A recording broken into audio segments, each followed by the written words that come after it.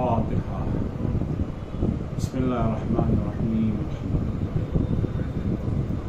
الرحمن الرحيم مالك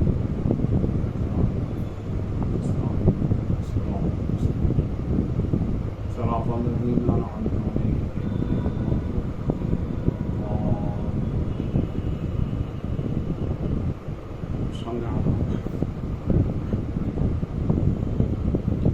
لا حول ولا قوة إلا بالله العلي العظيم. أعوذ بالله من الشيطان اللعين الرجيم. بسم الله الرحمن الرحيم. الحمد لله والصلاة والسلام على رسول الله وعلى آله آل الله، لا سيما بقية الله ولعنة الله على أعدائهم أعداء الله من يومنا هذا إلى لقاء الله. أما بعد، فقد قال الإمام الحسين أبو عبد الله: إني لم أخرج أشرا ولا بطرا ولا مفسدا ولا ظالما، إنما خرجت لطلب الإصلاح في أمة جدي، أريد أن أأمر بالمعروف وأنهى عن المنكر.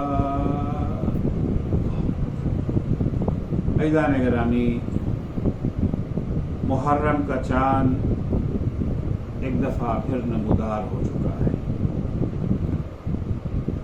امام حسین علیہ السلام کے عاشق اس مقدس مہینے کے شروع ہوتے ہی اس مظلوم و شجاع مجاہد کی یاد میں غرق ہو جاتے ہیں، جس نے اپنی جاویداں قربانی کے ذریعے انسانیت کو سرخرو کر دیا اور اسلام کو ہمیشہ ہمیشہ کے لیے سر بلند کر دیا۔ محرم کا مہینہ جہاں ہمیں غمناک ترین المیے کی یاد دلاتا ہے، خوچکا ترین داستان کی یاد دلاتا ہے، وہیں عدل و انصاف کے قیام کے لیے بے نظیر تحریک اور اس راہ میں دی گئی بے مثال قربانی سے بھی آشنا کرتا ہے۔ باطل کے خلاف حق کا وہ عظیم معرکہ، جس میں 6 ماہ کے علی اصغر سے لے کر 80 برس کے مسلم ابن اوسجا نے اپنا کردار ادا کیا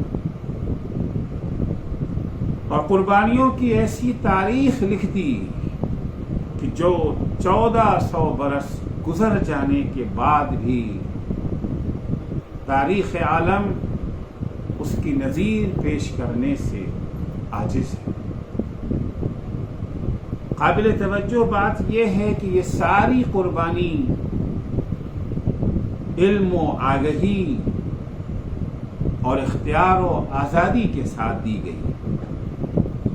ایسا نہ تھا کہ امام حسین اور ان کے اصحاب اس راہ میں پیش آنے والے مصائب و مشکلات سے آشنا نہ تھے یا ان سے بچنے کا کوئی دوسرا راستہ ان کے پاس نہ تھا۔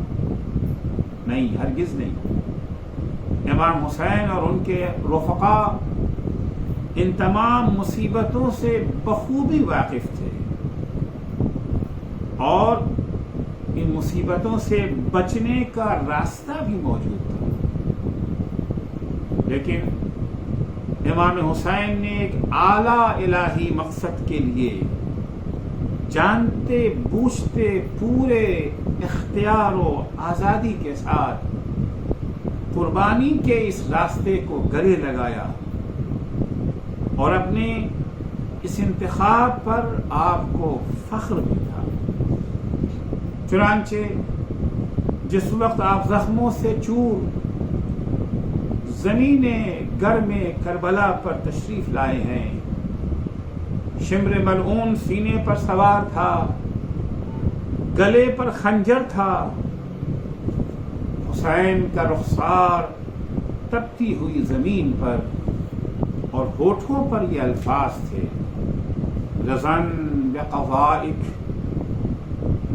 وتسلیما لامرک صبرا علی بلائک لا معبود سواک رضا اللہ رضان اہل البیت افتخاری ان کل شیء اعطیته فی سبیلک الہی راض برضاک الہی جئت ہونا من اجل دینک جئت ہونا لتکون عنی راضیا۔ امام حسین فرماتے ہیں کہ اے اللہ، جو تیرا حکم، جو تیرا فیصلہ، حسین تیرے ہر حکم اور ہر فیصلے پر راضی ہے۔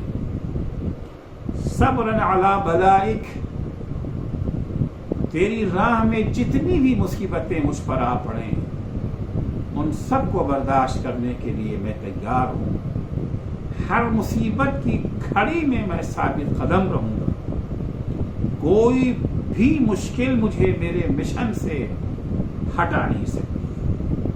لا معبود سوا، تیرے سوا میرا کوئی معبود نہیں۔ رضا اللہ رضان اہل البیت، ہم اہل بیت کی وہی رضا ہے جو اللہ کی رضا ہے۔ اس کے بعد مولا یہ جملہ ارشاد فرماتے: افتخاری ان کل شیء اعطیته فی سبیلک، خدایا مجھے فخر ہے اس بات کے اوپر کہ جو کچھ بھی میرے پاس تھا وہ سب میں نے تیری راہ میں قربان کر دیا، وہ چاہے میری بہن زینب کے لاڈلے ہوں محمد ہوں، یا میرے بھائی کی نشانی قاسم ابن حسن ہوں، یا شبیہ پیمبر میرا کڑیل جوان بیٹا علی اکبر ہو، یا میرا بھائی عباس، یا 6 مہینے کا شیرخوار علی اصغر، پالنے والے میں نے یہ سب کچھ تیری راہ میں، تیرے دین کی راہ میں قربان کر دیا۔ مجھے فخر ہے اس بات پر، میں نہ صرف یہ کہ پشیمان نہیں ہوں بلکہ مجھے فخر ہے۔ عجب نہیں کہ حسین ابن علی کی نگاہ میں وہ منظر بھی ہو جب آپ کی شہادت کے بعد آپ کی بہنوں کے سر سے چادریں چھینیں گی، آپ کی شہیدی لاڈلی سکینہ کے چہرے پہ تماچے لگیں گے۔ عجب نہیں کہ حسین کہہ رہے ہوں کہ خدایا مجھے فخر ہے اس بات پر کہ میں نے تیرے دین کی راہ میں اپنی بہن زینب کی چادر بھی قربان کر دی۔ الہی راض برضاک، جو تیری مرضی وہی حسین کی مرضی ہے، حسین تیری رضا سے راضی ہے۔ الہی جئت الی ہنا من اجل دینک، خدایا میں کربلا آیا ہوں، مجھے لایا نہیں گیا ہے، اپنے اختیار اور ارادے کے تحت آیا ہوں، میں یہاں تیرے دین کی خاطر آیا ہوں، تیرے دین کے لیے میں یہاں آیا ہوں۔ جئت لتکون راضیا عنی، میں یہاں آیا تاکہ تو مجھ سے راضی ہو جائے۔ الہی ان رضانا ہوا رضاک ورضاک ہوا رضا اہل البیت، خدایا ہماری رضا وہی ہے جو تیری رضا ہے، تیری رضا ہی ہم اہل بیت کی رضا ہے۔ عزیزو، کربلا میں جتنی مصیبتیں نازل ہوئیں اور شہادت امام حسین کے بعد اہل بیت اطہار کو جتنی مصیبتیں جھیلنی پڑیں، امام حسین علیہ السلام ان سب سے واقف تھے. مدینہ چھوڑتے وقت نانی ام سلمہ سے گفتگو، محمد حنفیہ سے مکالمہ، اور مکے سے نکلتے وقت، اس وقت مکے سے آپ روانہ ہو رہے تھے، اس وقت نکلتے وقت جو جملات آپ نے ارشاد فرمائے ہیں، ان سب سے یہی پتہ چلتا ہے کہ امام حسین کو اچھی طرح سے معلوم تھا ان کا انجام کیا ہوگا، انہیں اس راہ میں کیسی کیسی مشکلیں پیش آنے والی ہیں. چنانچہ مکے سے نکلتے وقت جملہ آپ نے ارشاد فرمایا ہے، فرماتے ہیں کہ خط الموت علی ولد آدم مخط القلادۃ علی جید الفقات. فرزند آدم کے لیے موت لکھ دی گئی ہے. فرزند آدم کے لیے موت ویسی ہی ضروری ہے جیسی ایک جوان خاتون کے لیے اس کا گردن بند، اس کے گلے کا ہار. وما اولہنی الی اسلافی اشتیاق یعقوب الی یوسف. مجھے اپنے اسلاف، اپنے آباء و اجداد سے ملنے کا کتنا شوق ہے. اپنے نانا محمد مصطفیٰ، اپنے بابا علی مرتضیٰ، اپنی ماں فاطمہ زہرا، اپنے بھائی حسن مجتبیٰ سے ملنے کا کتنا شوق ہے. جتنا شوق یعقوب کو یوسف سے ملنے کا تھا، اتنے ہی شوق حسین کو اپنی ان بزرگ ہستیوں سے ملنے کا ہے. وَخُيِّرَ لِي مَسْرَعٌ. میرے لیے قتل گاہ کا انتخاب ہو چکا ہے. انا لاقی، اور میں اس قتل گاہ سے ملاقات کرنے والا ہوں، وہاں تک پہنچنے والا ہوں. کأنی بعصالی تقطعها عصلات الفلوات. گویا میں اپنی نگاہوں سے دیکھ رہا ہوں کہ صحرا کے انسان نما بھیڑیے میرے بدن کے ٹکڑے ٹکڑے کر رہے ہیں بین النواویس و کربلا. فَيَمْلَأَنَّ مِنِّي أَكْرَاشًا جَوْفًا وَأَجْرِبَةً صَغْوًا. گویا میں اپنی آنکھوں سے دیکھ رہا ہوں کہ یہ انسان نما بھیڑیے میرے بدن کے ٹکڑے ٹکڑے کر کے اپنے آپ پیٹ بھر رہے ہیں اور اپنی تھیلیاں جو ہے پر کر رہے ہیں. لا محیص عن یوم خط بالقلم. جو مقدر میں لکھ دیا گیا ہے وہ ہو کر کے رہے گا. رضا اللہ رضان اہل البیت. جس میں خدا کی مرضی اسی میں ہم اہل بیت کی مرضی ہے. نصبر علی بلائہ. جو کچھ بھی مصیبتیں آنے والی ہیں، ہر مصیبت کا میں حسین ثبات قدم کے ساتھ مقابلہ کروں گا، ساری مصیبتوں کو برداشت کروں گا. وَيُوفِينَا أُجُورَ الصَّابِرِينَ. اور اللہ جل شانہ ہمیں صابروں کا اجر عطا کرے گا. آنے والے حالات پر روشنی ڈالنے کے بعد امام حسین مجمع سے خطاب کرتے ہیں. من کان باذلا فینا محاجتہ. جو شخص ہماری راہ میں اپنا خون جگر پیش کرنا چاہتا ہے، وموطنا علی لقاء اللہ لنفسہ، علی لقاء اللہ نفسہ، اور شہادت کو گلے لگانے کے لیے جو لوگ تیار ہیں، فلیرحل معنا، وہ ہمارے ساتھ آ سکتے ہیں. فإنی راحل مصبحا انشاءاللہ.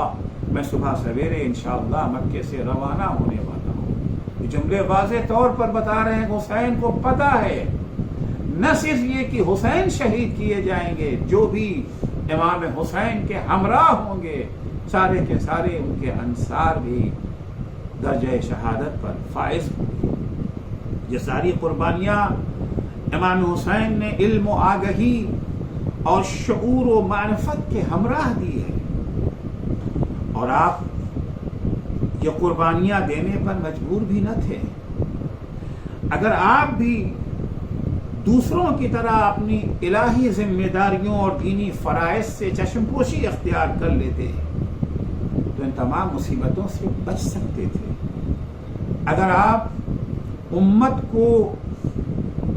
آپ امت کی گمراہی کا خاموشی سے तमाशा देखते रहते हैं। इस्लामी तालीमात की पामाली को बर्दाश्त, यजीद के इंसानियत सोच जुल्म और सितम पर चुप रह जाते हैं। अदल व इंसाफ के खून होने को तहम्मुल कर लेते हैं, तो यकीनन करबला में पेश आने वाली मुसीबतों से बच जाते हैं। ऐसी सूरत में न सिर्फ ये कि यजीद की तरफ से आपको किसी किस्म की परेशानी का सामना न करना पड़ता, बल्कि यजीद आपको इनामों इकराम में गर्क कर देता। यजीद का साथ देना और उसके हाथों पर बैत करने की भी जरूरत न थी, बल्कि आपकी खामोशी और सुकूत ही काफी था। जब यजीद गैरों को नवाज रहा था, फिर आप तो नवासे रसूल थे, महबूब खलायक थे, जुमला फजाइल और कमालात के मालिक थे। आपको तो हाथों हाथ लिया जाता। शर्त सिर्फ सुकूत और खामोशी। जैसे हमारे यहाँ सूफियों को जालिम और सरकश हुकूमतें नवाजा करती थी, मगर मुश्किल ये है कि हुसैन के हुसैन होते हुए ये सब मुमकिन न था। इमाम हुसैन पाक व पाकीज़ा आगोश के परवरदा थे, इलाही अमानतों के हामिल थे, फातिमा ज़हरा का दूध पिए हुए थे। ये जिल्लत कैसे बर्दाश्त कर सकते थे? इस्लामी तालीमात को मिटते, अदल व इंसाफ का खून होते और उम्मत को राह हक से भटकते हुए देखकर दुनियावी ऐशो आराम के लिए खामोश रहना सरासर नंगो आर है। और हुसैन इस जिल्लत को हरगिज़ बर्दाश्त नहीं कर सकते थे, चाहे उसके लिए कितनी ही बड़ी कुर्बानी क्यों न देनी पड़ जाए। इमाम हुसैन खुद इस सिलसिले में फरमाते हैं, अला व इन्न दई इब्न दई कद रकज़ा बैन स्नतैन बैन सिल्लत व बिल्लाह हैहात मिन नज़िल्ला या अबल्लाहु ज़ालिक या अबल्लाहु लना ज़ालिक व रसूलुहु वल मुमिनून व हुजूरुन ताबत व तहुरत। आगाह हो जाओ कि ज़नाज़ादे इब्ने ज़नाज़ादे ने मुझे दो बातों का इख्तियार दिया है, या मैं मौत को गले लगाऊं या जिल्लत और रुसवाई को बर्दाश्त करके जिंदा रहूं। हैहात मिन नज़िल्ला, हुसैन कहाँ और जिल्लत कहाँ? या अबल्लाहु लना ज़ालिक, न ये बात अल्लाह को पसंद है हमारे लिए, न उसके रसूल को पसंद है, न मोमिनों को पसंद है, और न वो पाको पाकीज़ा आगोश जिसमें हुसैन ने आंखें खोली हैं, जिस आगोश के परवरदा हैं हुसैन, वो पाको पाकीज़ा आगोश भी इस जिल्लत की इजाज़त नहीं देते। दरबार वलीद की गुफ्तगू के बाद जिस वक्त मदीने की गलियों में इमाम हुसैन से मरवान की मुलाकात हुई है और वो अपने ज़ाम नाक़िस में इमाम हुसैन को नसीहतें करने लगा कि आप यजीद की ताकत का मुकाबला नहीं कर सकते, न आपके पास असहाब व अंसार है, न आपके पास दौलत व सरवत है, न आपके पास इक़्तिदार है, न आपके पास लाओ लश्कर है। बेहतर यही है कि टकराव का रास्ता छोड़कर यजीद की बैअत करके सुकून और चैन की जिंदगी बसर करें। इमाम ने उसके जवाब में फरमाया, वअलल इस्लाम अस्सलाम इज़ क़द बुलियतिल उम्मतु बिराइन मिस्ल यजीद।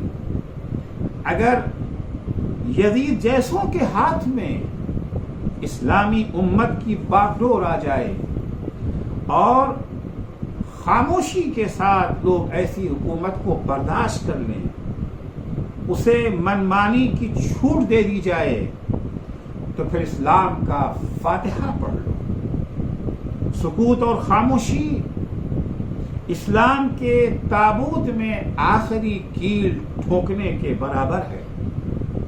جس وقت امام حسین تحفظ اسلام کے لیے مدینہ چھوڑ رہے تھے، آپ نے تحریری وصیت نامہ اپنے بھائی محمد حنفیہ کے حوالے کیا ہے۔ اس وصیت نامے میں آپ نے اپنی اس الہی تحریک کے مقصد اور اپنے اختیار و ارادے پر واضح لفظوں میں روشنی ڈالی ہے۔ امام فرماتے انی لم اخرج اشرا ولا بطرا ولا مفسدا ولا ظالما انما خرجت لطلب الاصلاح في امت جدی اريد ان امر بالمعروف وانهى عن المنکر۔ امام فرماتے ہیں میں فتنہ و فساد پھیلانے کے لیے، مال دنیا حاصل کرنے کے لیے، اقتدار و حکومت پر قبضہ کرنے کے لیے، فتنہ و فساد پھیلانے کے لیے، ظلم و ستم کا بازار گرم کرنے کے لیے مدینے سے نہیں نکل رہا ہوں۔ میں نکل رہا ہوں، مجھے نکالا نہیں گیا ہے۔ جسے نکالا جاتا ہے وہ مجبور ہوتا ہے، جو نکلتا ہے وہ مختار اور آزاد ہوتا ہے۔ میں نکل رہا ہوں، انما خرجت، میں اپنے اختیار سے نکل رہا ہوں، میں اپنے ارادے سے نکل رہا ہوں، علم و آگہی کے ساتھ مدینے سے نکل رہا ہوں۔ میرا نکلنا بامقصد نکلنا ہے۔ انما خرجت لطلب الاصلاح فی امت جدی، میرے نانا کی امت فاسد ہو چکی ہے، تباہی کے راستے پر چل پڑی ہے، میں اس کی اصلاح کے لیے جا رہا ہوں، میں امر بالمعروف اور نہی عن المنکر کرنے کے لیے مدینے سے نکل رہا ہوں۔ حسین کو معلوم ہے کہ حسین کو کرنا کیا ہے، اور پورے اختیار اور آزادی کے ساتھ، علم و آگہی کے ساتھ حسین مدینہ چھوڑ رہے ہیں۔ امت میں بڑھتے ہوئے گناہ، دین خدا سے بے رخی کے پنپتے ہوئے جذبات کو دیکھ کر سکوت و خاموشی ایک مسلمان کا شیوا نہیں ہے۔ وہ دوسروں کو جہنم کی طرف بڑھتا ہوا دیکھ کر صرف اپنی ذمہ داری کی فکر کرنا نہیں چاہتا۔ اسلامی تعلیمات یہ ہے کہ خود کو بھی جہنم سے بچاؤ اور اپنے کنبے کو بھی۔ چنانچہ قرآن مجید میں ارشاد ہوتا ہے یا ایھا الذین آمنوا قوا انفسکم واہلیکم نارا وقودھا الناس والحجارہ، اے صاحبان ایمان اپنے کو بھی آتش جہنم سے بچاؤ اور اپنے کنبے کو بھی۔ اسلامی کنبے کا دائرہ وسیع ہے، صرف چند افراد تک محدود نہیں ہے۔ قرآن کا نظریہ ہے انما المؤمنون اخوہ، سارے مومنین تمہارے بھائی ہیں۔ اسی طرح سے حدیثوں میں بھی یہی ملتا ہے کہ مسلمان ایک دوسرے سے جڑا ہوا ہے۔ امر بالمعروف ایک عمومی فریضہ ہے۔ امام حسین علیہ السلام اسی عمومی فریضے کی طرف اشارہ فرما رہے ہیں کہ جب عام مومنوں کے لیے خاموشی جائز نہیں ہے، تو میں جو اللہ کی جانب سے مقرر کیا ہوا امام ہوں، اس کا منتخب بندہ ہوں، چراغ ہدایت و سفینہ نجات ہوں، حسین منی کی روشنی میں جزو رسالت ہوں۔ مصائب و آلام کے خوف سے خاموش بیٹھ سکتا ہوں؟ ہرگز نہیں۔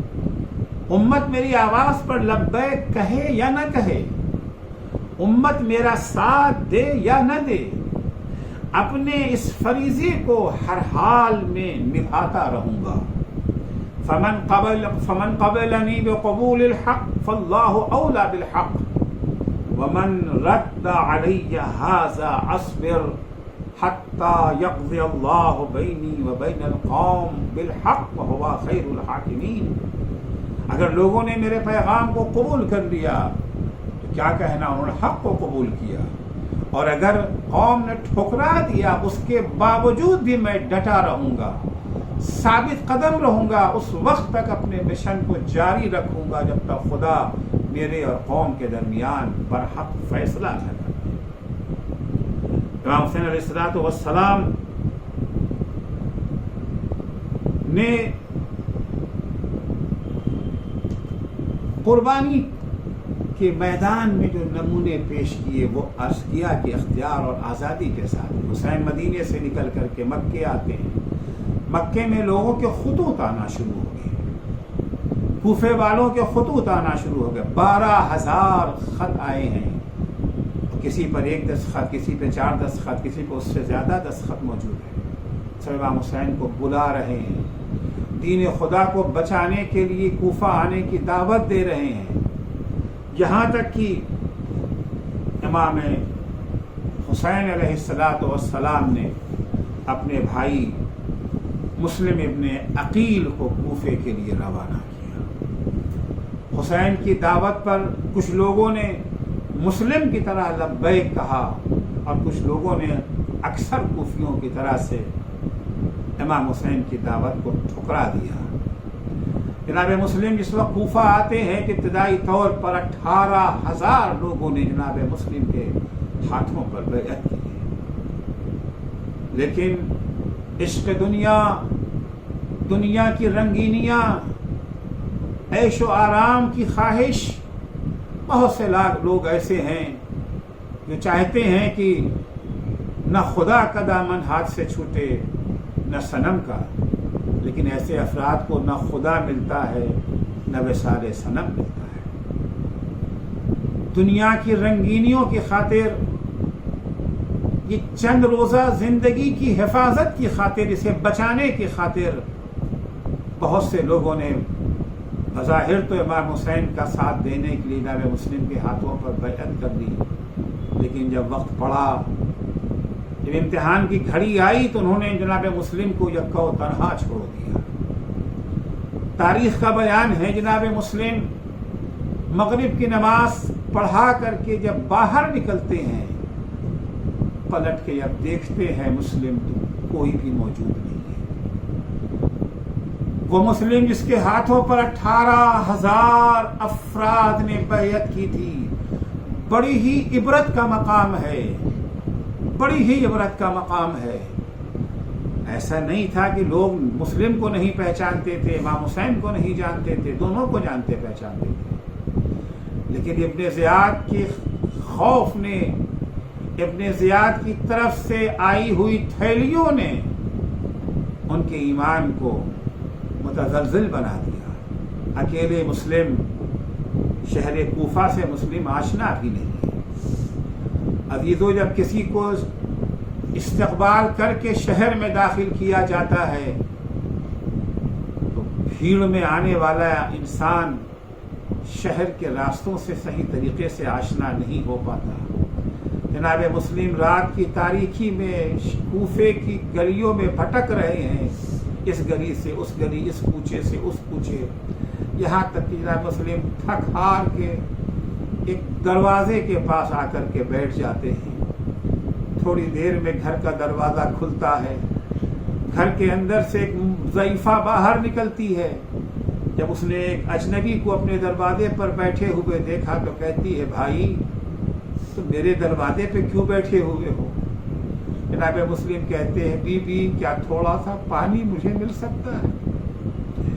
وہ ضعیفہ جناب مسلم کے لیے پانی لے کر کے آتی ہے، جناب مسلم نے پانی نوش فرمایا۔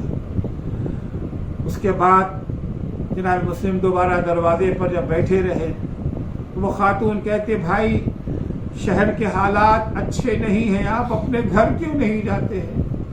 جناب مسلم کہتے، بیوی جس کا کوئی گھر ہی نہ ہو وہ کہاں جائے؟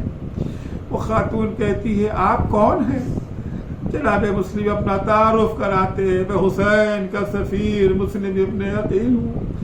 وہ ضعیفہ مومنہ تھی، عاشق اہل بیت تھی، کہتی ہے، زہ نصیب آقا آپ میرے گھر میں تشریف لائے، مجھے وہ سعادت ملی کہ سفیر حسین کے قدم میرے گھر میں آئے۔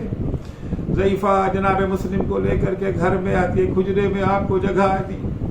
اس کا بیٹا کافی دیر سے گھر سے باہر گیا ہوا تھا، ضعیفہ بے چین تھی، مضطرب تھی اپنے بیٹے کے سلسلے میں۔ کافی رات گزر جانے کے بعد بیٹا گھر آیا ہے، جناب مسلم حجرے میں مصروف عبادت ہے۔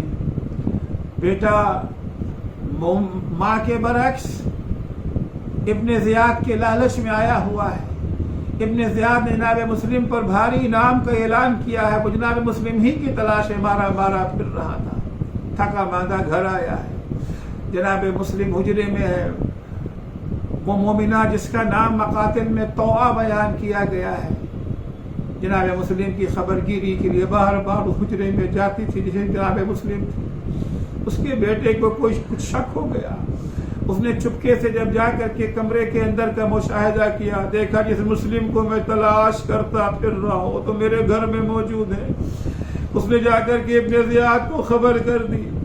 ابن زیاد نے محمد بن اشعث کی قیادت میں ایک لشکر بھیجا جناب مسلم کی گرفتاری کی۔ جناب مسلم رات بھر مصروف عبادت تھے، تھوڑی دیر کے لیے آنکھ لگ گئی، خواب میں امیر المومنین کو دیکھا، کہتے یا مسلم العجل الوحا، مسلم تم عنقریب میرے پاس آنا چاہتے ہو؟ جناب مسلم کی آنکھ کھل گئی، اچانک مسلم کے کانوں میں گھوڑوں کے ہنہنانے کی آواز آئی۔ مسلم سمجھ گئے کہ ابن زیاد کا لشکر آ گیا ہے، تلوار لے کر کے گھر سے باہر نکلنا چاہا تو وہ آگے بڑی، مولا کہاں جا رہے ہیں؟ باہر فوجیوں کا ہجوم ہے۔ جناب مسلم فرماتے ہاں بی بی مجھے معلوم ہے، کہا مسلم گھر میں رہو گے زیادہ بہتر طریقے سے دفاع کر سکتے ہو۔ مسلم کہتے بی بی مجھے یہ برداشت نہیں ہے کہ میری وجہ سے تمہارے گھر کی بے حرمتی ہو، تمہارے گھر کے اندر اشقیاء گھس آئے۔ یا مسلم اللہ فریاد، مسلم تم سے اتنا برداشت نہیں ہے کہ کیا مومنہ کے گھر میں اشقیاء گھس آئے؟ اگر تم عصر عاشورہ ہوتے تم پر کیا گزرتی جب زینب و کلثوم کے خیموں میں اشقیاء درانہ چلے آئے۔ کوئی زینب کے سر سے چادر چھین رہا تھا، کوئی ام کلثوم کے بازوؤں میں تازیانے مار رہا تھا، کوئی سکینہ کو تماچے لگا رہا تھا۔ اجرکم اللہ۔ جناب مسلم گھر سے باہر نکل آئے، آنے کے بعد مقابلہ کرتے ہیں۔ عزیزو دھوکے سے جناب مسلم کو گرفتار کیا گیا، ویسے بھی ایک تنہا انسان کتنا لڑتا، گرفتار کر کے جناب مسلم کو دارالعمارہ لایا گیا۔ لانے کے بعد جناب مسلم کو پیاس لگی ہے، پانی کا تقاضا کرتے ہیں، پانی دیا گیا۔ جناب مسلم نے جب پانی پینا چاہا تو ہونٹ اور دانت سے بہنے والے خون سے پانی آلودہ ہو گیا۔ جناب مسلم نے پانی نہ پیا۔ اللہ کیا مماثلت ہے حسین اور مسلم میں، دم آخر نہ حسین کو پانی ملا نہ مسلم کو پانی ملا۔ اجرکم اللہ۔ جناب مسلم کو جب ابن زیاد کے سامنے پیش کیا گیا، کسی نے کہا مسلم تم نے امیر کو سلام نہ کیا۔ بنی ہاشم کے شیر نے ایک دفعہ آواز دی، مالی سوى الحسین امیرو، میرا امیر حسین کے سوا کوئی اور نہیں ہے۔ مسلم سے ابن زیاد کہتا ہے مسلم سلام کرو یا نہ کرو تمہاری جان بچنے والی نہیں ہے۔ جلاد کو حکم دیا گیا کہ دارالعمارہ کی چھت پر لے جا کر کے جناب مسلم کو شہید کر دیا جائے۔ جلاد لے کر کے پشت دارالعمارہ پر آیا۔ چھت پر آنے کے بعد جناب مسلم کا سر قلم کر کے لاش کو جو ہے دارالعمارہ کی چھت سے نیچے پھینک دیا گیا۔ ارے مسلم کو دفن کرنے کے بجائے پیروں میں رسیاں باندھ کر کے گلی و کوچے میں پھرایا گیا۔ مسلم سلام ہو تم پر، نہ آقا کو شہادت کے بعد قبر میسر ہوئی، نہ مسلم کو آقا کی لاش گھوڑوں سے پامال کی گئی، مسلم کی لاش گلی گلی کوچے کوچے پھرائی گئی۔ الا لعنت اللہ علی قوم الظالمین وسيعلم الذين ظلموا أي منقلب ينقلبون۔